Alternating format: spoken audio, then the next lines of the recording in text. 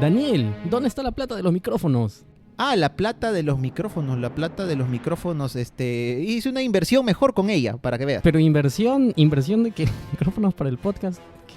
Bueno, he comprado unos caballos que nos dicen que nos van a ayudar mucho a ganar algunas carreras, así que está bien, ¿sí o no? La verdad es que nunca he pisado el hipódromo, pero si tú lo dices... Mira, acá están, son 4 caballos. A ver. Mira, acá está el blanquito, le he puesto de nombre Gloria. ¿Ya? Gloria. Porque representa pues la gloria, en fin, el color blanco. Luego el otro, el que es de color bermejo rojizo, es le he puesto de nombre Paolo. ¿Ya? Porque dicen que es un guerrero, representa la guerra, claro, la guerra, sí, muy luchador, muy combativo. Luego este otro de color negro, este caballo negro, le he puesto de nombre Starf. ¿Ya? Starf, que es más o menos, no es que domine a la perfección el inglés, es hambruna en británico, siempre tiene hambre este caballo, me han dicho. Ya. Y este otro que es medio pardo, medio amarillento, me dicen que es el más bravo, le he puesto el nombre Muerte Segura. Muerte segura. Sí. Me los vendió un viejito que se llama Juan, que vive acá en este barrio en Patmos, cerca de Cerro Candela. Ya, sí conozco. Sí, me dijo que sí, que tenga cuidado, porque son bravos estos caballos, pero me los vendió a precio ganga. Así que con la plata de los micrófonos lo he comprado. Lo que me sorprende, no sé si estoy viendo bien, estoy viendo medio borroso, pero estos caballos flotan. Ay, es verdad, ¿no? Tienen un aura medio rara, ¿no? Oye, tranquilo, caballito. Está saliéndole fuego, mira, parecen Ponyta el Pokémon. Ay, no sé qué hemos comprado. Oye, ¿qué has comprado tú? Mira, tiene a ver, tranquilo, muerte segura, a ver.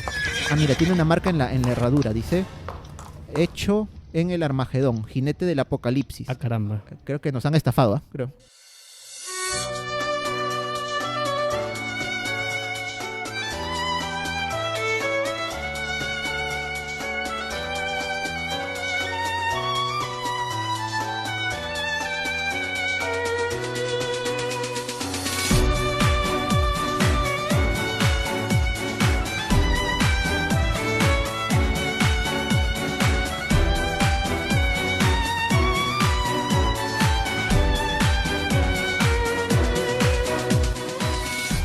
Bueno, Daniel, ya estamos aquí en el 5º episodio de la segunda temporada. ¿Qué tal? ¿Listo para el Armagedón?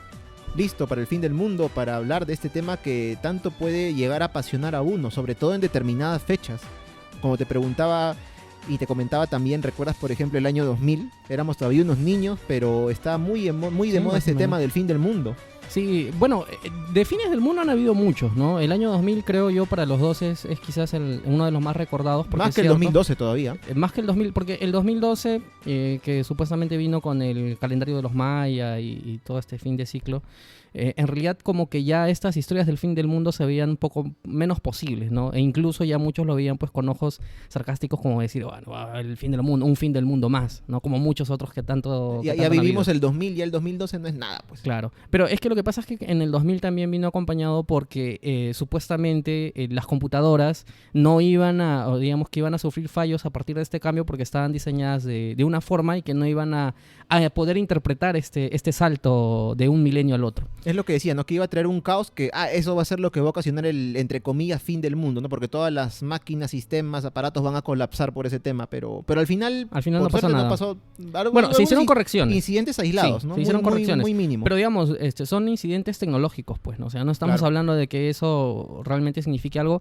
Además porque, para empezar, pues, el tiempo... o la medición del tiempo que nosotros realizamos es una medición arbitraria. Es decir, el tiempo existe como existe, no sé, como existe la materia, como existe el espacio. Sin embargo, quienes le dan sentido a esto, quienes lo hemos medido, así como el espacio lo medimos por metros, por kilómetros, por millas, por años luz, en el caso del universo. En el caso del tiempo también... muchas culturas han propuesto distintas formas de medir el tiempo y en este caso pues tenemos nosotros los segundos, las horas, los días, los meses, los años, los siglos, ¿no? Y es por eso que llegamos al año 2000 o al año 1000 en su momento, pero al fin y al cabo todo parte de una convención propuesta por nosotros mismos. Pero bueno, Daniel, muchos de los ruteros se estarán preguntando a qué viene esto de milenarismo, porque no es una palabra común, no es una palabra que se escucha todos los días. ¿Qué es milenarismo? A ver, en primer lugar, se nota que milenarismo viene pues de la palabra mil o milenio en este caso. El milenarismo oficialmente tiene 2 definiciones. Una es aquella creencia referida a lo que indica la Biblia, que Jesús va a volver, Jesucristo va a volver en su segunda venida y va a instaurar un reino de 1000 años hasta llegar el día del juicio final, que tanto tememos. Quienes creen o creemos, bueno, en él. Luego está el otro tema, que es la creencia de que en el año 1000, que ya pasó hace más o menos 1020 años, 1019 años, en el año 1000 el mundo se iba a terminar o iba a justamente ocurrir la segunda venida de Jesucristo. Ahora, el tema es que la definición oficial solo indica el año 1000, pero yo creo, bueno, mi punto de vista, humilde punto de vista, que ahí se podría meter también el año 2000, que es un múltiplo de 1000, porque es lo que muchos creían, ¿no?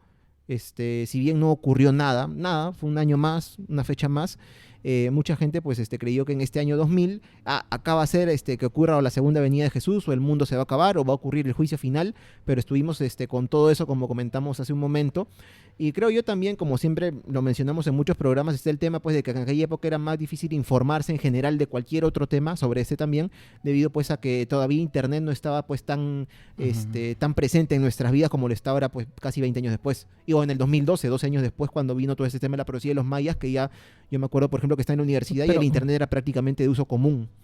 Sí, es verdad, pero digamos, va dependiendo de dónde se fundamenta este asunto, porque, o sea, si hablamos del milenarismo, por ejemplo, el milenarismo, que es un poquito difícil de pronunciar, el milenarismo es una doctrina que viene acompañado desde hace siglos.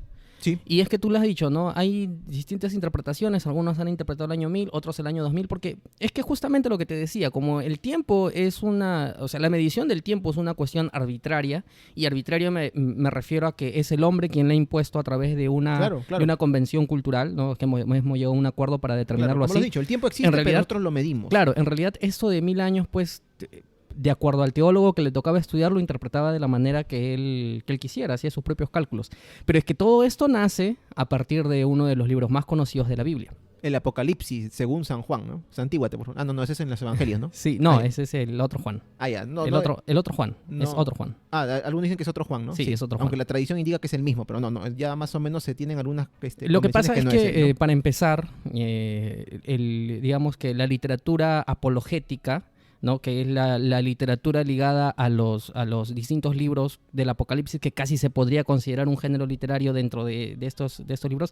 Han habido muchos, pero el único que nosotros, digamos, conocemos y que ha sido incluido en la Biblia, pues es este Apocalipsis, ¿no? El libro de revelaciones. Claro. Y ¿qué es el significado de Apocalipsis, no? Revelación o descubrimiento. Algo que se revela ante tus ojos. Claro, y lo que pasa es que más allá de todo lo que cuenta este libro, porque son muchas cosas, es prácticamente te define una serie de acontecimientos que supuestamente van a suceder en el fin de los tiempos. Y te digo que para un niño leerlo es algo bien interesante, es como leer una especie de cuento de terror o de héroes. Yo me acuerdo cuando lo leía de niño, me saltaba siempre la última parte. Hace mucho. No tanto. Son 10 añitos, no, un poco más. No, pero me saltaba la última parte porque ahí está, digamos, la carnecita, ¿no? La acción. Acá está la lucha contra la bestia, que el lago de fuego y no sé qué, el falso profeta. Sí. Y era interesante. Sí, no, es que es interesante. Yo también he tenido oportunidad de leerlo cuando era adolescente.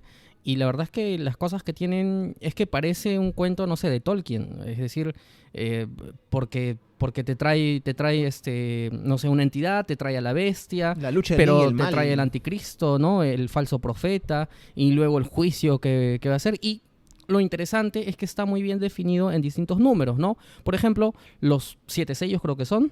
Me parece. Del que se van a destapar, no claro, sé. Los son 4 jinetes. Los 4 jinetes del Apocalipsis. Que los hemos tenido de mascota al inicio del programa, creo. Sí, o también está el tema del año 1000, porque es en este libro en donde se comenta que después de 1000 años, si mal no me equivoco, va a venir el Mesías. Algo que no te voy a mentir, no estoy seguro, pero me parece que lo que se indica más bien es que el año, los años que va a durar el reino de Jesús en su segunda venida en la tierra son 1000 justamente, 1000 años de paz, de tranquilidad, todo va a ir perfecto, el león y el cordero van a vivir juntos, no va a haber choros, no va a haber nada. Y luego de eso, bueno, ahora dice Dios, pues ahora es la hora, pues juicio final ahora, a ver, vamos a ver quién cae, quién no, y ahí es que se supone que el que no se arrepienta, en fin, ahí te condenas ya para la eternidad, ¿no? Es tu última oportunidad para salvarte. Y a partir de ahí ya viene todo lo bueno, y digamos que la paz, entiendo yo, la paz eterna, infinita, ¿no? Todos viviendo tranquilos. Claro, entonces, a partir de ahí, a partir de ese punto es que se empieza a desarrollar toda una doctrina sobre cómo contar estos 1000 años, o cómo interpretar estos 1000 años que indica el libro del Apocalipsis. Siempre de manera literal, ¿no? Pero es que lo que pasa es que hoy día todos tenemos pues digamos, todos contamos los años de la misma manera. Sí. Tenemos el calendario gregoriano.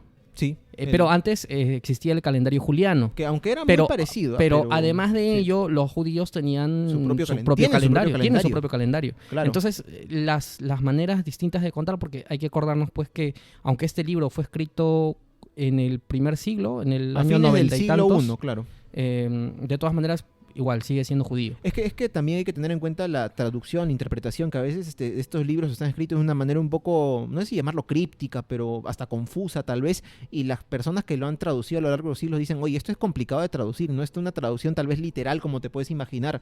Es difícil ponerle algún tipo de palabra porque usan metáforas, porque usan palabras que tal vez en español no existen y ahí se complica un poco. Sí, pero ya tú te estás refiriendo a una época más actual, ¿no? Porque digamos que las primeras discusiones respecto a esto, que son discusiones que a veces uno, Daniel, cuando uno piensa pues en épocas antiguas, como por ejemplo la Edad Media, no sé, uno piensa pues que en realidad las personas que habitaron en ese entonces no tenían suficiente conocimiento, que es cierto que faltaba mucha tecnología, pero realmente los tratados que se escribieron en ese entonces sobre temas, por ejemplo, como el milenarismo, o por ejemplo, para definir que existen tratados de cuál es la clasificación de los ángeles, por ejemplo, o cuál es la clasificación de los demonios. Existen tratados inmensos para tratar de describir cosas que en realidad no hay manera de entenderlo, porque ni siquiera hay manera de contrastarlo con cosas reales, pero es así. Es decir, a lo que me voy es que esa abstracción de mente que tenían para poder debatir todo ello, pues era amplísima. Y entre ellos, pues estuvo el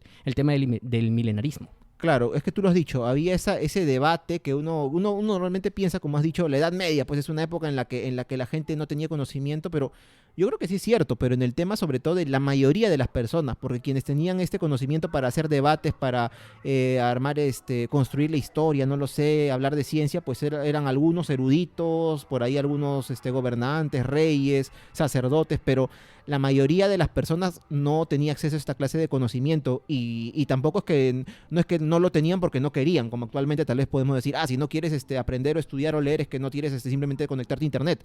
En esa época no había forma prácticamente, los libros estaban prohibidos, no había internet obviamente, y ¿qué te quedaba? Vivir nada más con lo poco que conocías. Claro, pero por eso te digo, ¿no? O sea, estamos hablando del llano, del pueblo llano, ¿no? Ellos eran quienes de pues, los no villanos, tenían, que vivían en la ¿no? villa. Pero vamos a hablar un poco de eso porque hay un tema justamente en torno al año 1000, ¿no? Que algunos pues han querido comparar, si en el 2000 hemos vivido todo este tema del fin del mundo y la venida de Jesucristo, en el año 1000 debe haber sido igual o peor, pero no es tan así necesariamente. Claro, pero bueno, para cerrar este primer bloque, lo que te quería decir es que también para poder entender por qué es que esta interpretación del milenarismo obedece también pues a que el cristianismo primitivo, que todavía se estaba desgajando del judaísmo, pues es en principio una religión bastante fatalista, mistérico fatalista, porque lo que dice es que el reino de Dios va a venir ya. Pero en ese entonces, y lo conversamos en el programa de Evangelios Apócrifos, en ese entonces se pensaba pues que la venida de Dios, es decir, que el fin del mundo era ahora mismo. Ahora, después del almuerzo, entonces, claro. No, es que es tal cual, porque, o sea, por eso es que uno puede explicarse por qué Jesús en sus prédicas pues decía, no hay que dejárselo todo a los pobres, ¿no? Y me parece que tiene una conversación con un personaje que era rico, que lo invitó a su casa, ¿no? Y le dice, y él le pregunta, ¿no? ¿Qué puedo hacer para entrar al reino de Dios? Y él le dice, regálale todo a los pobres, porque para ellos la venida y el juicio era ya. Claro. Pero como no fue ya, como no pasó así, entonces se buscaron nuevas interpretaciones, entre ellas el milenarismo, que prácticamente cubrió de un debate muy intenso los 3 primeros siglos del cristianismo, pero luego se va a reavivar y van a pasar cosas interesantes a partir de eso. Pero vamos a continuar la conversación en el siguiente bloque. Si quieres enterarte de todo lo que hacen los navales peruanos por ti, escucha Embarcados Digital, el podcast de la Marina de Guerra del Perú, donde encontrarás entrevistas, historia y las novedades del acontecer naval. Escúchanos en Spotify. Buen viento y buena mar. Hablamos en el bloque anterior acerca del miedo, como le llaman, el gran miedo que hubo en el año 1000, porque como dijimos, si en el 2000 pues hubo toda esta parafernalia de se acaba el mundo, uno pensaría, en el año 1000, por simple deducción, pensaría en el año 1000 pues ocurrió lo mismo, pero no necesariamente fue así.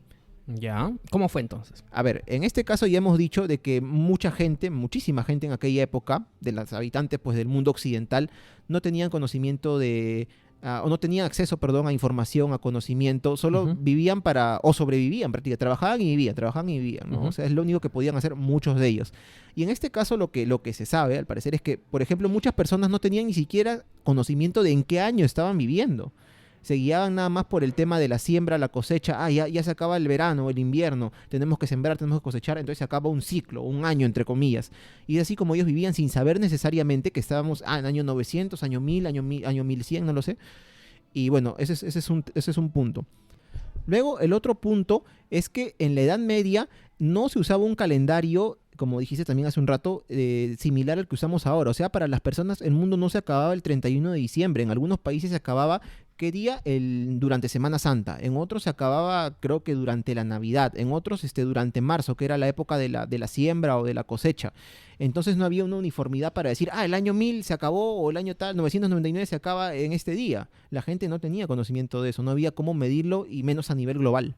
Ya, sí, bueno, además que es cierto que quizás debimos decirlo al principio, estos conceptos del fin del mundo y del milenarismo pertenecen más a la visión occidental de las personas y con mucha más fuerza a las religiones occidentales, porque si nos vamos a otro tipo de religiones, esto del fin del mundo hay algunas que sí lo tienen y hay algunas que no lo tienen, porque si nos vamos al oriente esto no está del todo claro, o sea, ellos piensan que existe un ciclo, por ejemplo, no sé, un ciclo del karma, por ejemplo, o el ciclo de la reencarnación. En el caso de los hindúes. Claro, pero no es que existe un concepto del fin del mundo per se. Pero, por ejemplo, hay algunos que sí, ¿no? Con religiones muertas ya, y el caso más clásico es, por ejemplo, el tema de la religión nórdica, con el Ragnarok, ¿no? Que se plantea su propio apocalipsis, ¿no? A través de una serie de sucesos y un apocalipsis bastante fatalista. Que de por sí ya está predestinado, ¿no? Es decir, sí. Y esto es una de las cosas interesantes, ¿no? Que a pesar de lo que tú hagas, igual ya todo está predestinado, porque ya se sabe qué va a pasar con igual cada lo una que de las los deidades. dioses hagan, o sea, ellos luchan, pero ya está cómo van a morir, quién va a ganar y va a volver a hacerse un ciclo, pero y su destino es igual hacerlo, ¿no? O sea, igual cumplir esos papeles, algo parecido tal vez a lo de Jesús, ¿no? Que su destino era que lo manden a la tierra y ser crucificado. Claro, para pero en este pecados. caso era un poco más literal, ¿no? Sí. Y lo otro... Y más fatalista. Sí. Pero entonces, bueno, ahora yo lo que te quería decir también es que el tema del milenarismo está muy ligado al tema del mesianismo. El mesianismo como doctrina que apunta a que existe un Mesías que va a venir justamente para cumplir esos designios del fin del mundo. Porque es cierto que el cristianismo habla pues de que Cristo vino a la tierra y que se redimió por los pecados con la crucifixión, etcétera, etcétera. Claro, sí. Pero el propio libro de Revelaciones indica pues que va a volver a venir para juzgar a todos los que han cometido sus pecados, qué sé yo. Los que no creen en Dios, me parece, ¿no? Que es lo que a veces he conversado hace tiempo, bueno, con personas de religión, no sé si llamarla evangélica, porque creo que hay muchas ramas de esto, pero es lo que indican, ¿no? Claro, pero, o sea, y es importante porque este mesianismo un poco tonificado con el milenarismo, pues va a servir para algunas corrientes de pensamiento en aquella Europa, por ejemplo, lo que sucedió en las cruzadas. Porque lo que sucede en las cruzadas es una reafirmación de la cultura y de las creencias católicas con el fin de llevárselos a otras poblaciones, a otras religiones e imponérselas. O, por ejemplo, el caso de la evangelización en toda América Latina. Sobre todo eso, ¿no? Porque creo que las cruzadas, bueno, de repente, claro que si tú le decías a un cruzado, oye, todas las tierras que conquistes ahí en Medio Oriente se van a volver cristianas, ya, bacán, me apunto, dicen, ¿no? Pero ellos más era expulsar, o no sé, bueno, tal vez sí llamarlo así, expulsar a las personas de otra religión, en este caso islámicos, de estos lugares que ellos consideran santos, ¿no? Jerusalén, Palestina, no lo sé, y botarlos de allí para que pues ahí, entre comillas, reine la cristiandad, ¿no? Como según ellos debe ser. Claro, pero bueno, ya tienes razón, y ya cuando llegan a América, aquí lo interesante es que incluso hay sincretismo de por medio. Eso sí. ¿No? O sea, eso es lo interesante, porque ¿qué es lo que pasa? Que se produce este choque de culturas, ¿no? Se produce este choque de culturas muy importante que los españoles y los europeos en general traen la religión y tratan de imponerla a toda costa, a costa de sangre incluso, perdón.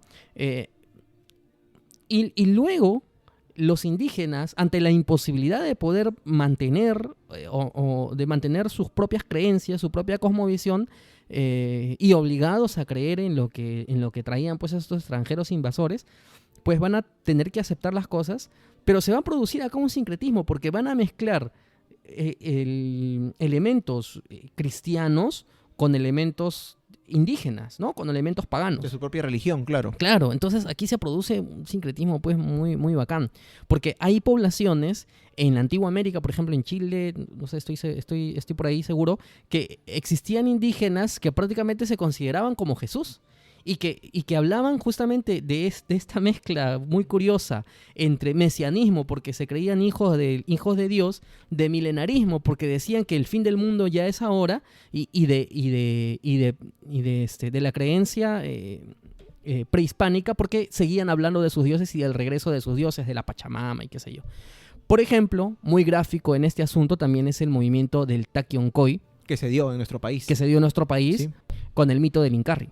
Claro, ese mito que indica pues que en algún momento, bueno, para completarlo, hubo un rey, ¿no? El Inca rey que fue derrotado por España rey, y algún día pues el rey Inca va a resucitar, se van a unir sus partes del cuerpo que están despedazados y pues el Tahuantinsuyo va a volver a imponerse. Aunque este mito en realidad, pues como habíamos conversado el otro día, Jorge, es un poco más mestizo, ¿no? Porque mezcla elementos propios de la cultura prehispánica con el hecho pues de que los españoles llegaron y conquistaron, destruyeron todo este imperio que ellos habían creado. Es un mito que demuestra justamente en parte este sincretismo del que estás hablando. Claro, mira, por ejemplo, acá hay un escrito muy interesante. Dice, el 6 de julio de 1556, el clérigo Martín González escribió desde Asunción al Consejo de Indias. ¿Y qué es lo que informa este clérigo? ¿Qué informa? Dice, a ver, abro comillas. Después de haber escrito 2 cartas que a su majestad y vuestra alteza escribo de mis cosas de estas provincias, tiene más nueva que entre los indios se ha levantado uno con un niño que dice ser Dios o hijo de Dios, y que tornan con esta invención a sus cantares pasados a que son inclinados de esa naturaleza, por los cuales cantares tenemos noticias que en tiempos pasados muchas veces se perdieron, porque entre tanto que dura, ni siembran ni paran en sus casas, sino como lo oí de noche y de día en otra cosa, no entienden sino en cantar y bailar hasta que mueren de hambre y cansancio, sin que quede hombre ni mujer, niño ni viejo, y así pierden los tristes la vida y el ánima. Estamos hablando prácticamente, digamos, un poco enredado porque era el español de aquel entonces, el castellano, perdón, de aquel entonces. Repite. No, pero lo que da cuenta un poco es que sí existía pues indígenas que prácticamente se convertían en líderes mesiánicos, ¿no? Y acá lo dice claramente, ¿no? Se ponían a cantar y bailar prácticamente hasta que se morían de hambre. Y esto lo escribió desde Asunción, dice, ¿no? Sí, en 1556. Y qué coincidencia, porque el tema del Takion-Koy, taki en quechua me parece que es canto o baile, no recuerdo bien la palabra taki. Bueno, pero tiene que ver con eso. Canto. Claro, canto, ¿no? O sea, con cantos, con ritos, bailes, algo por ahí tiene que ver también el Takion-Koy. O sea, bueno, es una coincidencia en este caso. Ahora, justo que hablamos de este tema, pues, del mesianismo ya en la época, en América, en este caso, ya en la época en que llegaron los españoles, un dato que había encontrado es que hubo un fraile, bueno, un sacerdote, un religioso acá, español, llamado Francisco de la Cruz. Y este señor tuvo un cargo, digamos, relevante porque fue uno de los primeros rectores de la Universidad de San Marcos, allá por el siglo XVI. Pero él escribió luego algunas especies de profecías, no sé cómo llamarlo, bueno, donde indicaba de que en algún momento Lima, nuestra ciudad donde estamos ahora grabando, se iba a convertir en la Nueva Jerusalén y el Papa iba a venir a fijar su residencia aquí en Lima. Y bueno, esto está en un libro muy interesante llamado Cada uno en su ley, salvación y tolerancia en el Atlántico Ibérico, de Stuart Schwartz, que es un historiador estadounidense de la Universidad de Yale. No he leído el libro, obviamente, para que voy a mentir, pero encontré esta afirmación que él ha sacado en este libro.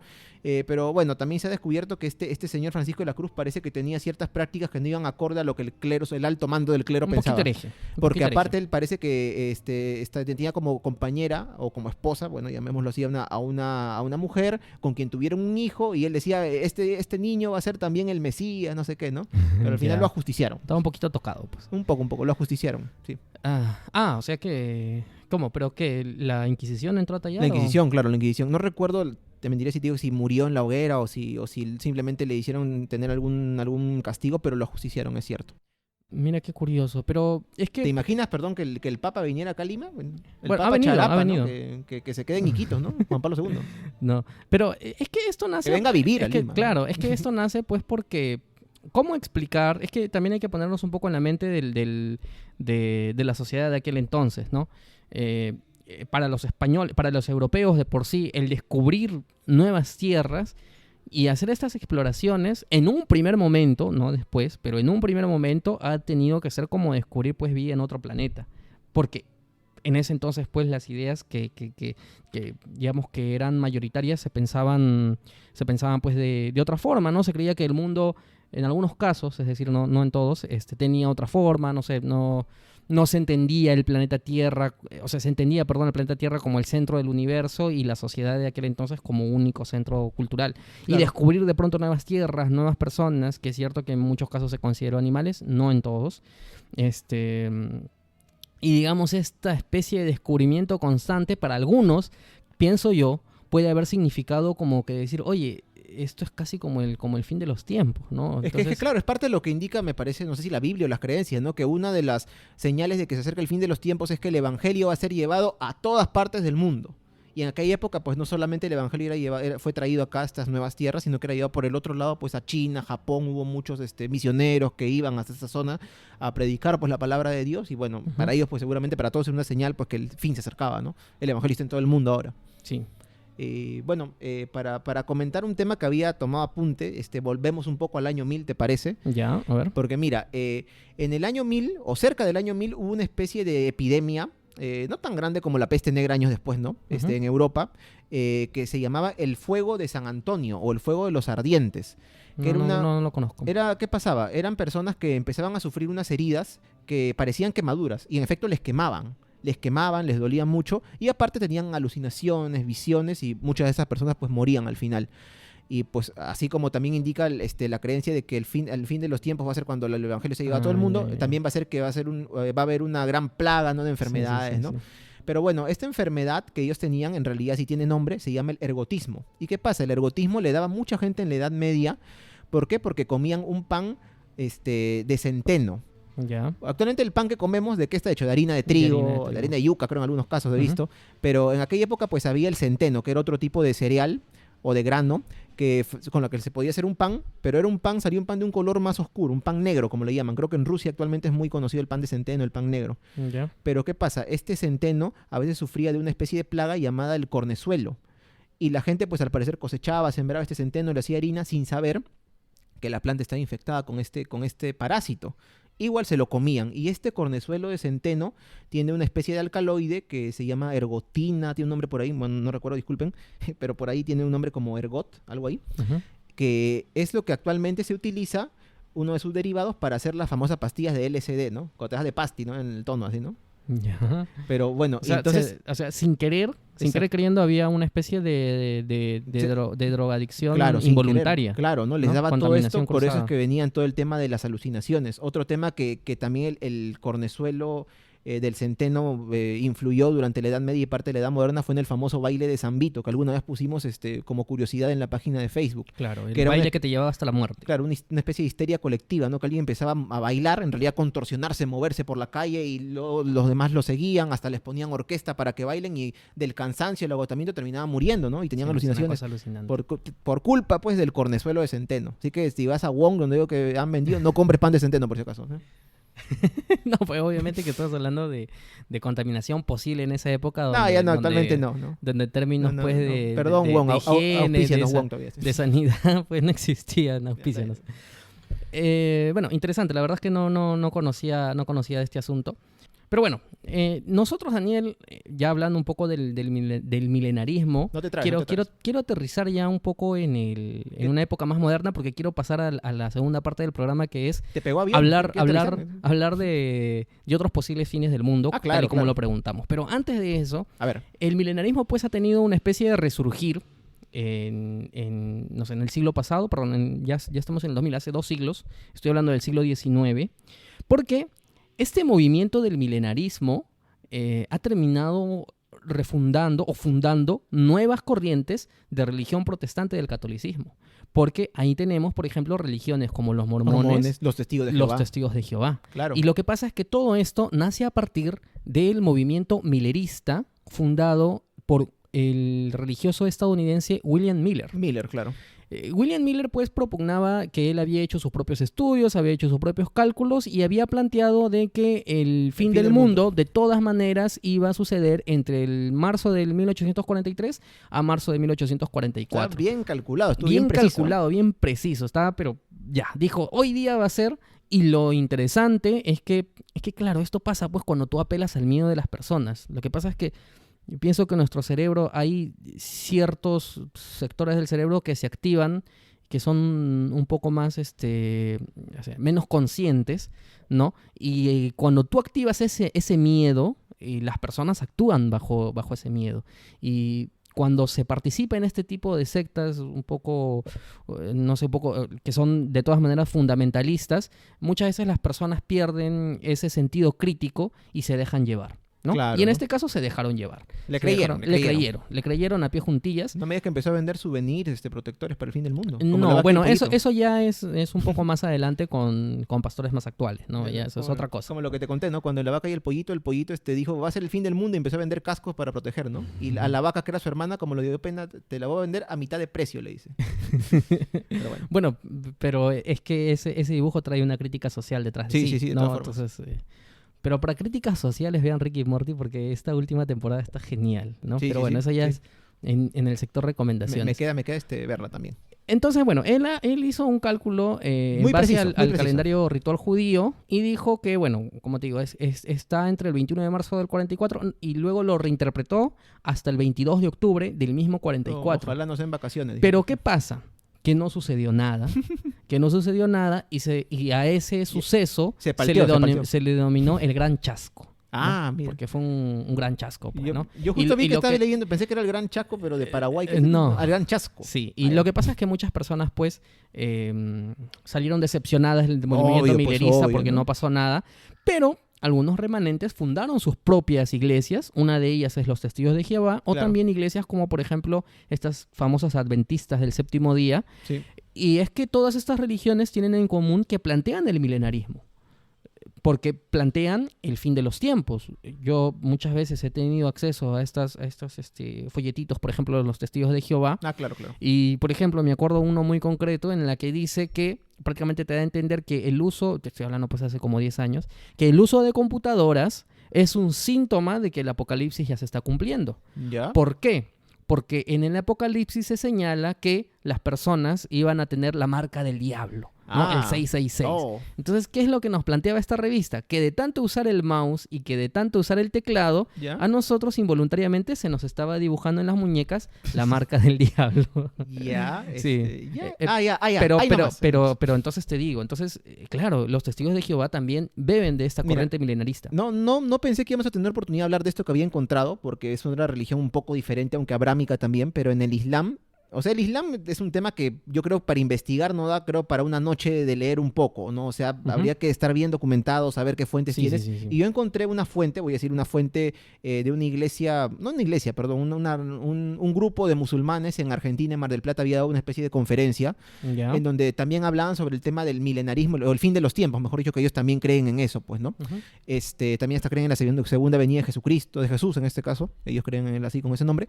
Y uno de los, aparte de las cosas que indicaban pues estas personas, estos musulmanes, ellos indican ahí en ese artículo, en esa conferencia que hicieron, es que entre todas estas calamidades que va a haber, cataclismos, enfermedades, perversiones, no sé qué ellos le hablan, un tema que va a haber también que va a ser el auge de las mujeres en los gobiernos, dicen ellos. No sé si el Islam realmente dice eso en el Corán, no lo sé, no he tenido la fortuna de leerlo, pero me llamó la atención, ¿no? Oye, así que para ellos... el que haya más mujeres en los gobiernos es un símbolo que se viene, exacto, se viene el fin del mundo. Sí. Bueno, raje de acá, señora. ¿Qué te puedo decir, no? ¿Qué te puedo decir? Es que desafortunadamente, pues, a ver, creen, en pues, principio todas las religiones abrámicas son machistas por naturaleza. Lo que pasa es que lo hemos hablado muchas veces, el cristianismo, en este caso el catolicismo, ha tenido la sabia decisión de siempre irse mimetizando con los tiempos modernos. Como Twitter, flexibilizándose. Claro, es que ha habido una evolución de por medio en su propio discurso, en la propia manera de dictar el catecismo, y yo estoy seguro de que aquí en unos 20 años van a haber mujeres sacerdotes también. Algo había leído que creo que ya pueden dar misa, no sé si es verdad, o quieren proponerlo, dar misa en lugares que no, donde no haya sacerdotes hombres, o sea, por ejemplo, una comunidad de la selva muy alejada, por ponerte, ¿no? Sí, pero igual, ¿no? O sea, eso es machismo al fin y al cabo, ¿no? O sea, pero, ¿qué diferencia tiene? Pero bueno, lo que pasa es a lo que iba ya para cerrar la idea. El islamismo, a diferencia del catolicismo o el del propio judaísmo, pues se ha quedado ahí un poco claro, es más en cerrado. esa burbuja del tiempo, ¿no? Entonces no ha habido oportunidad de la evolución porque, bueno, no es lo que pasa, ¿no? Entonces para ellos esto es lo normal, ¿no? Y cuando hacen pues estos ataques terroristas y que se suicidan pues en ataques suicidas, ellos no piensan que se están yendo al infierno. No, ellos no. piensan que con estos sacrificios que están haciendo, se están ganando el cielo. Al menos ese es un Islam tal vez radical, ¿no? Porque como dijimos, no podemos abarcar como Islam todo porque no tenemos tanto conocimiento de esta religión para decir, todo el Islam se fundamenta en esto, ¿no? Yo entiendo que es una corriente radical aquella. Yo entiendo eso. Y bueno, de finales del mundo, como te decía, han habido se han propugnado muchas fechas. Claro. Yo acá tengo... ¿Cuándo va a ser? A ver, dime. Nuevamente, me gusta recomendar, hay programas en los que hemos recomendado el blog de La Pizarra de Yuri. Sí. En este caso, él hizo un artículo que se llama El calendario maya y otras maneras de contar hasta el fin del mundo, que es un artículo genial. Y de acá solamente quiero sacar dos ideas. En primer lugar, que él nos cuenta de que, bueno, en cuanto a los testigos de Jehová, hubo muchas profecías fallidas en los años 1914, 1915, 1918, 1920, 1925, 1941, Ya para, porque todos los años 1975 y 1994. ¿Alguno más? No, bueno, hasta ese entonces, ¿no? A ver, acuérdate de todas maneras que los testigos de Jehová plantearon la resurrección de uno de sus principales figuras, que fue Ezequiel Ataucusi. Ezequiel Ataucusi, claro, sí. ¿Ellos eran testigos de Jehová? No, perdón, es ¿Viste? israelitas, ¿no? Claro, ellos eran otra cosa. Yo te dije de chiste nomás. Sí. No, ellos son Lo otra siento, rama, lo otra siento, lo rama. siento. Muy Sí. mal, muy mal. Tienes 0,4.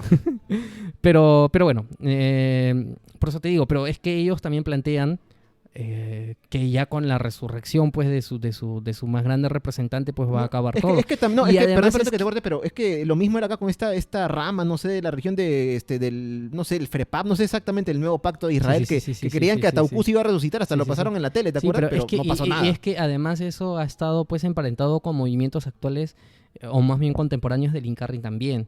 Pero hace mucho yo leí un artículo de que lo importante que fue, por ejemplo, el FREPAP para contener en algunas regiones del país movimientos terroristas. Es que sí, tienes razón. Entonces, bueno, sería interesante ya, leer eso. eso ya da para otro tema. Y homework. Sí, y bueno, y luego lo otro que es, en realidad da cuenta de lo que es el calendario maya, y es que este artículo fue escrito pues en el 2011, creo, o en el hace principio del tiempo, 2012. antes del 2012. Claro, entonces él básicamente nos cuenta que en realidad los mayas tenían una forma de contar el tiempo basado en el número 12 y que se estaba cerrando un siglo. Es como llegar nosotros al año 99 y pasar al año 100. O sea, era eso nada más. No era un sistema decimal, sino basado en 12. Claro, era algo así. Lo que pasa es que este es un calendario de cuenta larga que tiene un montón de números. Es un poco complicado de explicar. Y este mismo calendario tiene una forma abreviada y tiene una forma completa, más extensa, de números, el 13.0000, qué sé yo. Ahí nomás. Pero es en la forma abreviada en donde ahí se iba a dar este salto de cambio de ciclo. Es lo que todos decían, ¿no? Cuando llegó el 2012 va a ser solamente un cambio de ciclo, que la energía, que el universo, que no sé qué, y obviamente no pasó nada. Bueno. Sí, no pasó nada. Bueno. ¿no? Pero bueno, igual, fines del mundo. Tenemos muchos, Tenemos muchos y hemos solicitado justamente en los días anteriores a los ruteros de la curiosidad que nos comenten, a ver de repente qué tipo de fin del mundo creen que va a haber, ¿no? Uno más ligado de repente a lo científico, ¿no? O sea, algún cataclismo, alguna cosa tipo parecida a esa, o algo más ligado a la religión, ¿no? Al Apocalipsis, al libro del Apocalipsis, pero bueno. Así que en el siguiente bloque vamos a conversar sobre posibles fines del mundo. Este podcast cuenta con el apoyo de la Unión Podcastera. Encuentra a la Unión Podcastera en todas las redes sociales. Síguenos. Tu ayuda es muy importante para poder difundir el podcasting en español. Unión Podcastera, Fraternidad de Podcasting. JB Design es tu mejor opción en diseño gráfico y diagramación. Te asesoramos para realizar tus flyers, logos, banners, brochures, revistas, diagramación de libros y diseño para redes sociales, siempre con profesionalismo y rapidez. Contáctanos al WhatsApp 926-895-048 o búscanos en Facebook como JB Design, Diseño y Diagramación.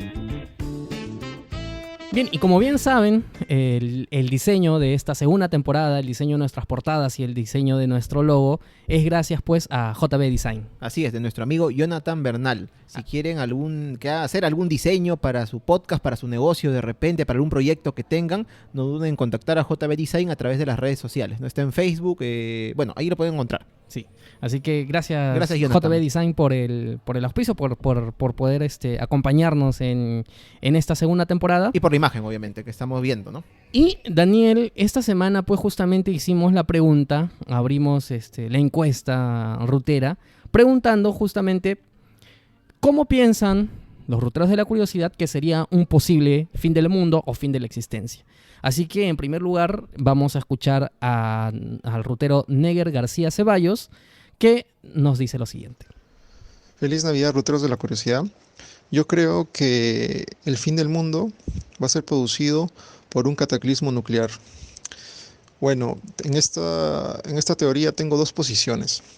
La primera, que puede ser un ataque de falsa bandera que puede ser respondida por alguna potencia, sea el caso de Estados Unidos y Rusia, y la otra que se origina en Medio Oriente, porque es una zona muy convulsionada, tanto por factores religiosos e intereses geopolíticos.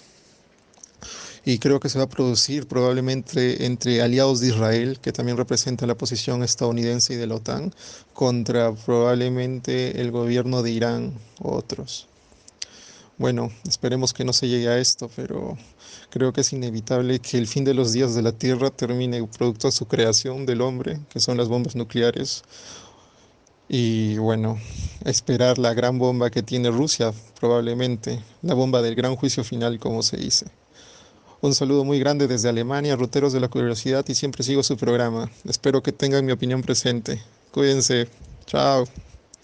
Muchas gracias, Neger, por tu audio, por tu respuesta, que en este caso viene desde Alemania. Un aplauso para Alemania, bravo, ¿no? Sí, nos plantea una situación interesante, ¿no? Bombas nucleares. Sí. Llamémosle un Armagedón, un fin del mundo, visto pues de esta perspectiva, ¿no? De que las bombas nucleares, que claro, tienen una potencia tremenda, estas armas de destrucción masiva, pues pueden obviamente acabar con el mundo, ¿no? En este caso tal vez con la civilización humana, porque algo que también habíamos planteado antes de empezar el programa era fin del mundo. Veámoslo de dos perspectivas. El fin del mundo como la destrucción de la Tierra, que en algún momento la Tierra se va a destruir, ya no va a haber Tierra. Y también el tema del fin de la civilización humana, porque puede ocurrir que antes que la Tierra, pues la civilización humana se destruya y quede en la Tierra solo con los otros animalitos y las bacterias, pero ya no con humanos. Son dos puntos de vista que tal vez tenemos que tener en cuenta antes de comentar un poco acerca pues del fin del mundo en sí mismo. Sí, y bueno, ya concretamente en el tema de las bombas nucleares, pues este miedo ha sido un miedo recurrente, sobre todo en la Guerra Fría. Porque ¿qué pasa? Bueno, lo que ya todos sabemos, acaba la Segunda Guerra Mundial, Estados Unidos inaugura la época nuclear con el lanzamiento pues de las bombas nucleares a Hiroshima y Nagasaki, pero luego de eso se siguen realizando investigaciones en cuanto a poder producir bombas nucleares de menor tamaño y de mayor alcance. Pero no solamente es Estados Unidos, sino que es la Unión Soviética, y a partir de acá pues se realiza una carrera armamentística nuclear muy importante, que incluso va a llegar un momento en el que se sabe de que si es que todas las bombas nucleares del mundo estallaran, alcanza para acabar con la faz de la Tierra como 5 veces. ¿No? Entonces es un miedo real porque es una situación real. Pero ¿qué pasa ahora? Digamos que la Guerra Fría acabó, que hubo un supuesto acuerdo de desarme nuclear, que yo no lo creo, pero digamos que como que Rusia, ex Unión Soviética, ya se quedó un poco en el camino, ¿no? Digamos que ya... Claro, ya no es la superpotencia que era en aquella época. Sí, particularmente pienso que el miedo no viene por ese lado, ¿no? Es decir, bueno, está Putin haciendo lo que puede, no digo que Rusia no sea una potencia, pero no está a esa No es la superpotencia. No es la superpotencia que le podía competir de tú a tú a Estados Unidos. Claro. Si existe hoy en día una superpotencia que le puede competir de tú a Estados Unidos, China. Es China. Claro. China, ¿qué otro país? Que según dicen, ¿no? De acá a algunos años va a ser la primera potencia en el mundo, más bien. Sí, bueno, eso ya merece un análisis económico, geopolítico sobre todo, de por medio. Por favor. Y es que por ejemplo, con el tema de Huawei no es un tema de casualidad y mucho menos se nos vaya a ocurrir que es un tema solamente de cuestión de competencia entre compañías de celulares. No va por ahí el asunto, va más por temas de seguridad y sobre todo de espionaje y de desarrollo tecnológico militar. Claro. Ojo con eso. Pero bueno, el punto es de que más allá de China, conforme pasaron los años y la Guerra Fría entró a su época de madurez, pues crear bombas atómicas no era ya tan difícil. No. Entonces, los centrales nucleares se abrieron en muchas partes del mundo. Y, justamente, armamento nuclear también lo tiene países del Medio Oriente. Ajá. Y es que lo del Medio Oriente es un contexto político que viene desde la Primera Guerra Mundial, o creo que desde antes. Y si saltamos los temas de las naciones de aquella época, viene desde milenios, tal vez. Sí, tienes razón. Sí. Entonces, esto es una situación caótica. Y el problema aquí es que lo sumamos a movimientos terroristas muy inestables, que no sabemos por qué. O sea, ahí solamente hace falta un loco que entre con su cerilla y encienda todo. Sí, es verdad. Entonces, no sé, es un peligro latente. O sea, ahí sí. Es que claro, una de las pocas cosas que tal vez podamos tener en cuenta en sí mismo de lo que se indica por las profecías que hay en el Apocalipsis o en la Biblia es lo de Armagedón, ¿no? Que se cree, bueno, que está este lugar, es una colina que hay en Tierra Santa, ¿no? En la zona de Israel, de Palestina, no recuerdo.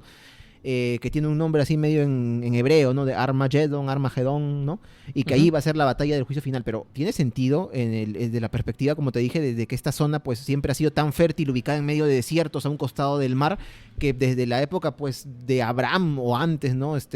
O sea, desde la época, poniendo ya una perspectiva más histórica de los babilonios, de los asirios o antes, de los egipcios, pues todos han querido dominarla. Sí, y hasta ahora es lo mismo, ¿no? Tal vez no tanto ya por el tema de la fertilidad de las tierras, ¿no? Pero en este caso ya se ha metido el tema de la religión, el petróleo, que todos quieren tenerlo ahí, pues, ¿no? Jerusalén es una ciudad importante, ya el cristianismo como que un poco lo deja de lado, pero entre judíos y musulmanes, oye, se sacan el ancho, ¿no? Para ver quién se queda, entre comillas, con la ciudad. O entre judíos y judíos, porque también hay sectas hay ramas de los judíos. Es que es una cosa. Exacto, que los ultraortodoxos, es que los no tan radicales. Es terrible. No es tan fácil vivir en Jerusalén, según he leído. Pero ya centrándonos una vez más en el tema de las bombas nucleares. Sí. A ver, las bombas nucleares traen dos cosas, ¿no? Traen destrucción, producto de la explosión misma, pero traen también contaminación radiactiva. Claro. La pregunta es que, digamos, ¿qué es lo que pasa y por qué no se utilizan armamento nuclear? Porque quien lo va a utilizar sabe que incluso antes de que llegue tu bomba al otro lado ya también te han lanzado una. Claro. Entonces, digamos que esa seguridad de ataque mutuo, digamos que es un poco hace que digamos que desaliente un poco el uso de este tipo de armamento, que es lo que por ejemplo pasó en la Segunda Guerra Mundial. En la Segunda Guerra Mundial sí existía un armamento súper eficaz para eliminar a la población, pero no se utilizaba porque sabían que los otros países también la tenían, y estas eran las armas sucias. Armas sucias con mucha contaminación de promedio que estaban, pero que no se utilizaron. Entonces, este desaliento puede ser también un factor para que no se utilice, pero como te digo, o sea, falta un loco que entre y lo utilice. El tema es pues que la contaminación nuclear, bueno, a veces dependiendo, ¿no? Porque hay contaminación pues que es un poco más localizada, y de todas maneras hay armamentos como armamentos termonucleares, no sé, que también son más importantes, incluso mucho más importantes que las propias bombas nucleares. Entonces, bueno, es una posibilidad, sí. La creo poco probable inmediatamente. No, claro. Pero no sé, si en algún momento ocurre... Está ahí una guerra así entre potencias, no superpotencias, potencias, puede ser que se utiliza, y bueno, ahí sí, agarrémonos todos porque no sé qué va a pasar. Pero bueno, también nos mandó audio. También nuestro rutero de la curiosidad, Renzo Silva, nos ha mandado un audio acerca de esta pregunta, ¿no? ¿Cómo crees que será el fin del mundo? Y bueno, nos ha respondido lo siguiente. Hola Daniel, ¿qué tal? Me hiciste la pregunta, ¿cómo creo que será el fin del mundo? Pues, visto desde una perspectiva en la que se acaben los humanos o ya no exista la humanidad como la conocemos, muchos piensan de que esto va a ser debido a algún choque de un meteorito, a que se acabarán quizás los recursos naturales y cosas quizás más apocalípticas. Pero sin embargo, desde mi punto de vista, estamos dejando de lado algo más microscópico, algo a nivel bacteriano. Sí, como lo escuchas, Estoy totalmente seguro de que vamos a terminar la humanidad como la conocemos debido a las superbacterias. A ver, me preguntarás, ¿qué son las superbacterias? Estas son precisamente bacterias recontra resistentes a cualquier tipo de medicamento conocido. Para darte una cifra pequeña, en España solamente al año están muriendo 26.000 personas debido a este caso. Y según están investigando en Reino Unido, aproximadamente para el 2050 van a morir 10 millones de personas al año. Lo que significa una masacre tal que si es que no se toma ninguna medida al respecto, nos va a llevar al caos. Pero ¿por qué se origina esto? Se origina precisamente por la desidia de las personas de ir al hospital, y también los hospitales y el Estado no hacen bien su rol para protegernos y cuidarnos. De esta manera nosotros nos automedicamos de manera sin control, por lo cual en cualquier momento si nos sentimos mal tomamos una pastilla hasta que nos sentimos bien y ya. Pero hacemos que estas bacterias se hagan muy resistentes. También de parte de las farmacéuticas, ellos por ejemplo se tiran aproximadamente 15 años para investigar la cura o la solución a una bacteria, para que esta, como ya es resistente, en 3 años pierda toda efectividad. O sea, son millones de dólares de estudio por nada. Por lo cual muchas farmacéuticas también están dejando de lado este tipo de investigación, que nos va a llevar obviamente hacia un fin inminente.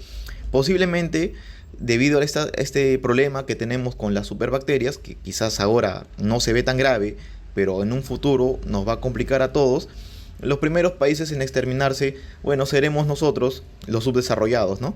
Bueno, esa fue mi respuesta. Un abrazo, hasta luego.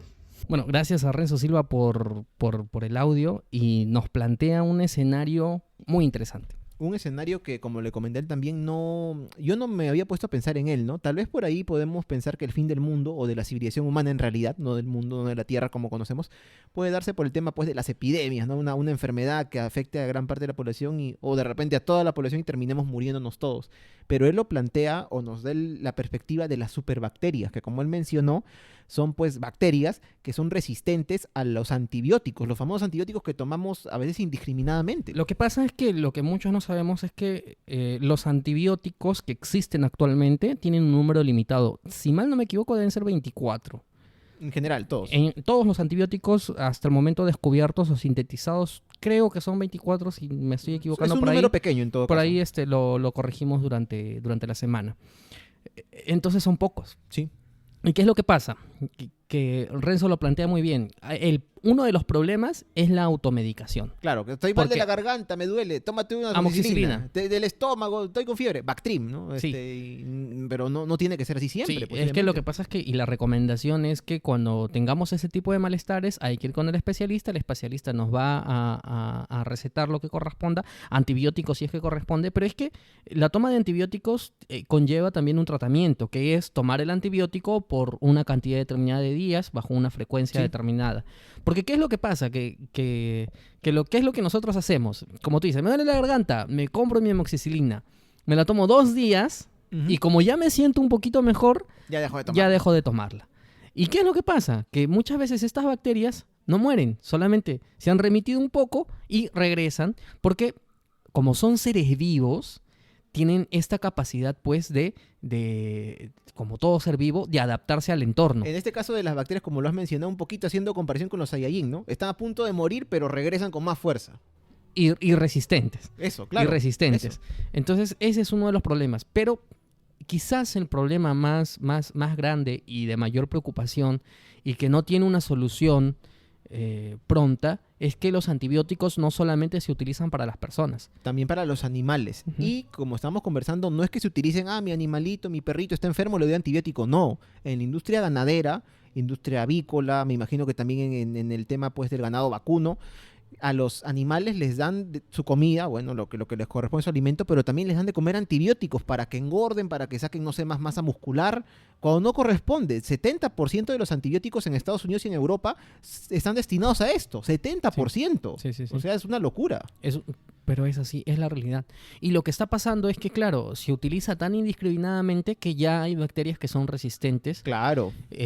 Actualmente me parece que se mantienen solamente 1 o 2 antibióticos, digamos que digamos que son en casos extremos, que solamente se están utilizando en casos extremos, como lo menciona pues Renzo en caso de encontrar superbacterias. Pero hay bacterias que ya resisten también esos antibióticos y el problema es que ya no existe otro antibiótico más. Es decir, ya no existe nada más. Hasta que descubramos o sinteticemos otro antibiótico, probablemente van a pasar muchos años, pero cuidado, ¿no? Cuidado porque si este tipo de superbacterias terminan convirtiéndose en un brote y posteriormente en una pandemia, ahí sí hay que agarrarnos. Ahí sí hay que agarrarnos. Y encerrarnos y no nos vas a hablar, pero ni el desenfriolito, nada. Pero no, en este caso, justo también como conversaba con Renzo, el tema es que en este caso las bacterias tienen esa ventaja de que son seres unicelulares. O sea, para hacer mutaciones, cambios en su organismo, lo tienen mucho más fácil, por ejemplo, que los seres humanos que tenemos millones o billones de células, o lo mismo un mamífero, una planta, que nuestra evolución o nuestro cambio, pues obviamente es muchísimo más lento. Una bacteria, en cambio, no es solamente de repente que viva menos tiempo, entre comillas, sino que al ser su estructura celular tan simple, pues lo tiene mucho más fácil, ¿no? Ahora, Jorge, otro tema que había encontrado es que, claro, ahora pensamos pues que de repente ya hay bacterias que resisten a un antibiótico y no logran morir, digamos, con esto, pero regresan más fuertes, ¿no? O cuando se reproducen, esa descendencia, entre comillas, que tienen, vuelve más fuerte o resistente a los antibióticos. Pero ¿qué pasa? En el año 2010 hubo un microbiólogo canadiense de la Universidad McMaster de Ontario llamado Jerry Wright. Él se fue a un lugar, una cueva llamada Cueva de Lechuguilla, que está en el estado de Nuevo México, en los Estados Unidos. En los Estados Unidos. Claro, y allí pues encontraron pues una especie como de, no sé, es una especie de rastro, no sé, que viene de mucho tiempo. Parece que hubo gente allí que vivió, ¿no? Hace millones de años. O bueno, hubo, no gente, miles tal vez, ¿no? Pero es un vestigio que queda, ¿no? De la época pues prehistórica. ¿Y qué pasó? Encontraron allí bacterias de 4 millones de años, pero que son resistentes a los antibióticos. Ah, la miércoles. O sea que quiere decir que no es necesariamente que se están volviendo resistentes porque les estamos atacando con antibióticos, sino que desde antes al parecer ya tenían, qué sé yo, genes o no sé cómo llamarlo, que pues son resistentes justamente a este tipo de medicamentos, ¿no? O sea, de repente algunas de estas bacterias resistentes a los antibióticos, estas superbacterias, tienen ya de estas, ¿no? Antiguas de hace millones de años. O sea, lo que pasa es que, ¿qué pasaría, ahora hablando un poco del calentamiento global, que es otra posibilidad del fin del mundo, descongela virus o bacterias que han estado enterrados millones de años o cientos de miles de años, ya ponte, contra los que no existe ninguna clase de resistencia ni ninguna clase de medicamento? Es que es eso. Puede ocurrir. Puede claro. ocurrir. Y bueno, ya me asusté. No, mentira. Sí, no, pero digamos que es una realidad, es una posibilidad. Ahora, yo no sé que si esto pinta como para fin del mundo. O fin de la existencia humana. Es complicado. No, yo por creo que probablemente existe una mortandad como lo fue la gripe española, por ejemplo, que era del 20%, creo. Es decir, morían 1 de cada 5. Que puede ser, digamos, puede tener un gran alto de mortandad. Claro, sería una tragedia, obviamente. Pero, digamos, diezmaría la población mundial. O al menos las zonas que afecte, pero no sé si llegaríamos hasta el fin de la existencia. Sería, como te digo, muy complicado pues acabar con todos los seres humanos, que somos como 6.000 millones creo en el mundo, justamente con una enfermedad. No está bien, puede morir mucha gente, pero acabar con todos y cada uno un poco complicado, pero no por imposible. La posibilidad de ser mínima, del 0.00001, pero ahí está. Bueno, y luego no nos ha mandado un audio, pero sí el rutero Mario Valverde nos envió un pequeño texto y él plantea pues un fin del mundo un poco más astronómico, ¿no? Y lo que él indica es lo siguiente. Pienso que la Tierra sobreviviría a los humanos y el fin de este mundo se daría por el tiempo de vida que tiene el Sol y que terminará por destruir a la Tierra y lo que existe en ella. Bueno, es verdad. Digamos que entre todos los fines del mundo, este es un fin del mundo que de todas maneras va a ocurrir. Va a ocurrir. Claro, es que en este caso, como te había mencionado al inicio del bloque, ¿no? Este sería el fin de la Tierra, pero bueno, ¿cómo saber si de repente los humanos vamos a estar vivos para ese entonces cuando por el Sol va a estar la Tierra o de repente no? Sí, bueno, es que es cierto, es decir, si de algo hay certeza es que el planeta Tierra va a tener su fin. De todas maneras. Como planeta. Pero es que muchos años antes vamos a salir de la zona de habitabilidad. Que es lo más probable, sí. ¿Y qué es la zona de habitabilidad? Es una zona en la que nos encontramos actualmente que permite la vida, ¿no? Permite una temperatura de 15 grados de media en todo el planeta, con altos y bajos, sí, que permite la atmósfera tal y como la conocemos. La gravedad. Y no, o sea, la gravedad sí, ¿no? En parte, claro, tienes razón, ¿no? Pero digamos, no es lo más importante. No, claro pero que no, claro que una no. de las cosas más importantes es que permite encontrar el agua, la triple A, Claro. ¿no? En sus 3 estados, de forma natural, que es el estado líquido, que son los mares y los ríos, es el estado gaseoso, que pertenece a la atmósfera, y es el estado sólido, a través de los nevados en el hielo, Claro. o en los polos con las nieves perpetuas, ¿no? No siempre hemos estado en la zona de habitabilidad. Incluso el otro día yo estaba escuchando de que en algún momento Marte estuvo dentro de la zona de habitabilidad ¿Te hace imaginas? millones de años. Uy. Entonces uno se pregunta, si Marte hace millones de años estuvo dentro de esta zona de habitabilidad, ¿no será posible de que en Marte existió la vida hace millones de años? Miles de millones tal vez, ¿no?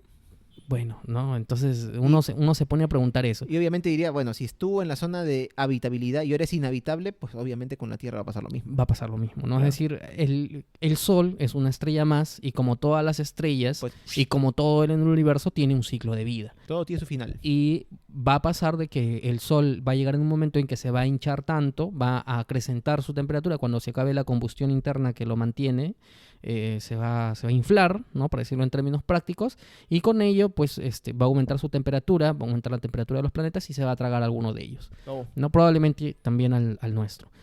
El tema es que, y lo hablamos en el programa de la humanidad más allá de la Tierra, cuando esto suceda, pues o la humanidad ya no existirá, o ya habremos encontrado seguro algunas maneras pues de estar en otros lados del universo, ¿no? Que es aparentemente a donde estamos apuntando actualmente. Sí, porque no hay de otro. O sea, la Tierra se va a acabar. O sea, tenemos que encontrar forma de sobrevivir eso si es que estamos para entonces, pues, todavía vivos como especie.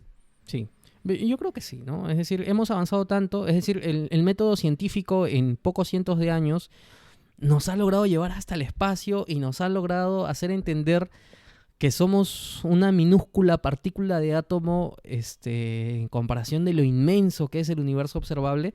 Yo creo que en algún momento va a ser posible. E incluso hoy en día se está estudiando las posibilidades de que si en alguno de los satélites existe oportunidad de recrear la vida, ¿no? Porque, como Interestelar, algo así. Claro, porque, digamos, viajar a otros lugares ya sería muy, muy lejos, y digamos que nosotros tenemos limitaciones físicas porque ni siquiera nosotros podríamos viajar a la velocidad de la luz. Claro, es complicado. ¿No? Entonces es complicado.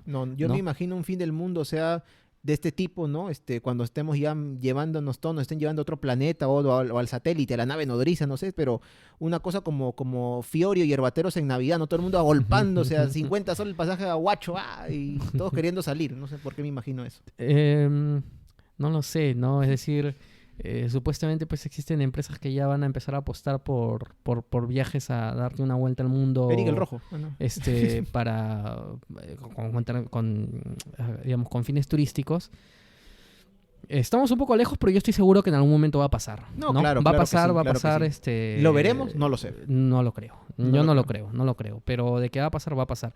El tema es que si antes de que eso pase, no va a ser que de repente por ahí, pues, ya no encontremos, no sé, encontremos un posible fin de la existencia. Es que yo también creo eso de que de repente el fin de la existencia humana está bien, estamos muy a la vanguardia en tecnología, dentro de miles de años, cientos de años tal vez sea igual, pero ¿qué ocurre si en el interín hay una guerra pero terrible, sobrevivan muy pocos seres humanos o una pandemia, y obviamente los pocos que sobreviven tal vez no tengan ese conocimiento de tecnología y es como empezar, no sé si de cero, pero muy de atrás, ¿no? ¿Y cómo llegar a eso? Imagínate que sobrevivimos nosotros, ponte tú y yo y 100 personas igual que tú y yo, ese mismo conocimiento. ¿Vamos a poder llegar a eso? No, en la vida. Si sobreviven 100 personas, la especie ya está destinada a desaparecer. No, ¿no? O sea, en términos evolutivos va a no hay ponerle forma. 100.000 entonces, pero así que tenga ese conocimiento no tan grande Incluso eso, oye, o sea, no sé, pero yo creo que unas decenas o hasta cientos de miles Neandertal sabía, y mira cómo desaparecieron. Vamos a poner 1 millón entonces. 1 millón, pero de personas que no... pero no tenemos conocimiento. Mira, te estoy llevando a un escenario... en el que lo que yo te yo no quiero actuar. Lo que yo te quiero dar a entender es que más allá de las catástrofes que podamos sufrir, de terremotos, de guerras, de virus, de pandemias, somos tantos en el planeta Tierra que es muy difícil que todos desaparezcamos. Sí, es verdad, eso sí. Es muy difícil. Eso sí. Porque somos tantos y vivimos en tantos lugares y nos hemos adaptado a tantos lugares. O sea, nos hemos adaptado a vivir en Groenlandia o a vivir en Piura. en el Polo Norte, creo que es, no sé qué parte, en donde 6 meses es de día y 6 meses es de noche. Y al mismo tiempo nos hemos adaptado a vivir en desierto del Chile Sahara. o en el desierto, o sea, del Sahara o en el Oriente Medio, donde hace un calor brutal. No, si acá nos quejamos ahorita por el calor casi, imagínate, ¿no? Entonces, pero digamos, la especie humana tiene esa capacidad. Entonces, no sé. No, ¿no? lo mío Yo también lo es veo una- un poco... Lo mío también es una hipótesis, ¿no? O No, sea, claro. de decirte que si queda muy poca gente, no sé si decenas, centenas o hasta millones, pero que no tengamos ese conocimiento suficiente científico, pues, ¿de qué va a valer todo lo que supieron antes, no? Si no vamos a poder reproducirlo, va a ser complicado. Sí. Hay libros que te pintan eso, ¿no? Ay. Por ejemplo, el libro de Guerra Mundial Z Oh, claro. te pinta algo muy interesante, ¿no? Porque el post-apocalipsis zombie te dice... ¿Y de qué te sirve, por ejemplo, tener conocimiento en cuestiones cognitivas, no sé, sociales, o ser un corredor de seguros, qué sé yo, si en la práctica, en un escenario apocalíptico, eso te va a servir de absolutamente de nada? Nada, ¿no? Entonces claro. tienes que readaptarte Claro. y volver a aprender a vivir prácticamente. Por supuesto. Pero bueno, no Cosa sé. del fin del mundo. Pero a ver, Daniel, ya para ir terminando con el episodio de hoy día, para ti, ¿cuál vendría a ser, cuál tú piensas que podría ser un fin del mundo el más posible o al menos el que más te gusta? El que más, bueno, el más posible, obviamente, el fin de la Tierra creo yo que va a darse con esto, ¿no? Que la Tierra, pese a todo, va a sobrevivir. Tal vez ya no con la especie humana, yo soy un poco más fatalista, como te lo he dicho hace un instante. Creo que la especie humana no va a poder sobrevivir yo creo tantos miles de años o miles de millones como falta para que el Sol llegue pues a este punto en que va a inflarse, ¿no? Y posiblemente tragarse la Tierra. Yo creo que la Tierra ahí se va a destruir, pero la especie humana ya no va a estar viva, pienso yo. Va a ocurrir... Pero por eso, algo. ya, está bien. Entonces, pero... ¿Cómo creo que se va a destruir? que se va a extinguir, entonces si tú dices que para cuando esto pase, La Tierra se destruye y o ya no sea, va a haber ya no va a haber seres humanos. ¿cómo, Claro. desaparecieron los seres humanos? Yo ¿Qué creo que pasó? también por el tema de la guerra, el tema del armamento nuclear, en algún momento, o sea, esto se va a descontrolar, como dicen, y pues mucha gente va a morir, muchísima gente, pero ya los pocos que queden, pues van a ser tan pocos, como tú dices, ¿no? Cientos de miles es poco comparado a todo, que ya pues vamos a ir muriendo de a pocos hasta que se quede sin humanos la Tierra. Ujú. Yo pienso que así va a pasar. Bien. Al menos no es lo que más me gusta, porque mi apocalipsis favorito es el de la Biblia, te digo. pero con el juicio final y todo, ¿no? Que haya un policía con alas de ángeles. A ver, ya circulen, pónganse acá en fila para que pasen al juicio final, ¿no? Pero yo creo que el otro es más factible, Ya. más realista, fatalista al mismo tiempo. Y tú, Sí. a ver, cuéntanos. Yo en realidad tengo un mensaje esperanzador, ¿no? Yo no creo que ¿De vaya a cuándo acá? haber... ¿De cuándo acá? Yo no creo que inmediatamente exista algo que nos dé pinta de que va a finalizar la existencia humana en su totalidad. La única forma en la que yo pienso que de repente sí podría pasar es que venga un meteorito que no lo podemos rastrear y se choque y ya está.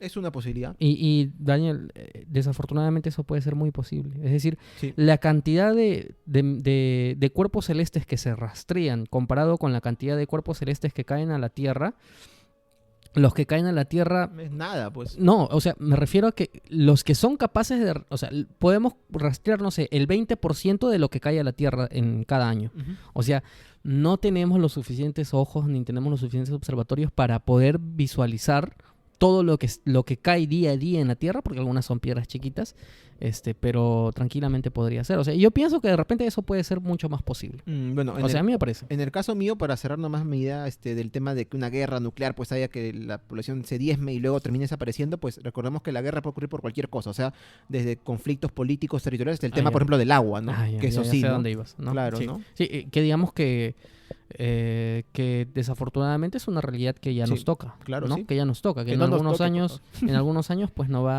va a tocar fuerte. ¿Y qué va a pasar entonces? Es cierto, o sea, si han habido guerras por territorio, si han habido guerras por petróleo, ¿por qué no va a haber guerras por agua? Por supuesto. ¿No? Y ahí, como te digo, puede ocurrir, ojalá que no algún loco de gobernante se descontrole y adiós todo. Sí. Pero por eso te digo, o sea, yo sí creo que ese tipo de situaciones podría diezmar mucho a las poblaciones, pero no estoy seguro que acabe con toda la humanidad. No, ¿no? como Eso te sí- digo, yo no eso creo por tampoco eso te que digo, acabe o sea, todo, pero o sea, creo que va a quedar tan poca gente que, bueno, ya, caballero, no solo a sobrevivir hasta que vayamos muriendo. Sí, Y, bueno. bueno, dependiendo, ¿no? Dependiendo de dónde Sí. está la tecnología también. Bueno, ya estamos entrando entonces al final del episodio. Así que creo que hemos hecho un pequeño recorrido sobre algunas situaciones probables, no tan posibles ni plausibles, pero sí probables sobre cómo podría acabar el fin del mundo, y hemos clarificado un poco sobre esta palabrita bastante curiosa que se llama milenarismo. Claro que sí. Bien, Jorge, ¿algo más que acotar de repente? ¿Algún aviso parroquial? No sé, ¿te casas? No sé. No, todavía.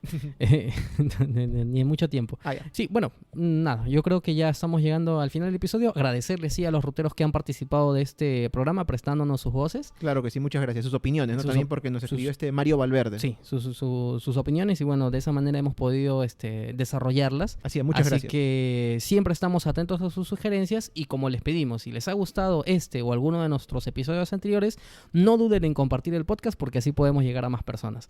Daniel, ¿dónde nos pueden encontrar?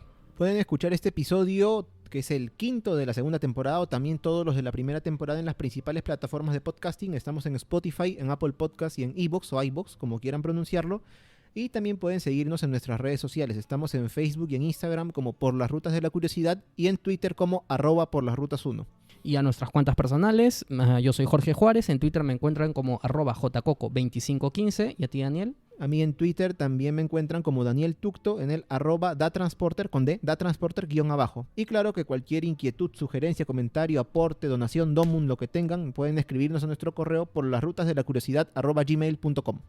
Así es. Y bueno, antes de terminar el programa, yo tengo una recomendación en cuanto a un libro, porque estábamos conversando pues sobre bombas nucleares y todo ello. Sí. Y hay un libro que yo lo recomendé en la primera temporada, que es El Quinto Jinete, de Dominique Lapierre y Larry Collins, que nos plantea una situación en que hubiese pasado, en ese entonces ¿qué pasaría? Porque este es un libro de los años 80, si Gaddafi, dictador de Libia, que bueno, ya murió. Pero en ese entonces, ¿qué pasaba si Gaddafi lanzaba una bomba nuclear a los Estados Unidos? Falta, ¿no? No, Así terrible. que ese libro, que es un libro genial, es un poco difícil de encontrar, yo lo sé, pero de repente por ahí nos damos una vueltita por Amazonas y lo encontramos. Muy bien, nos encontramos entonces la próxima semana con el primer programa del nuevo año. Del año 2020. No sin antes desearle pues un feliz año a los ruteros de la curiosidad. Hagan sus cábalas todos, ruteros, por favor. Sí, así que bueno, nada, Daniel, eso es todo. Muchas gracias. Chau. Chau.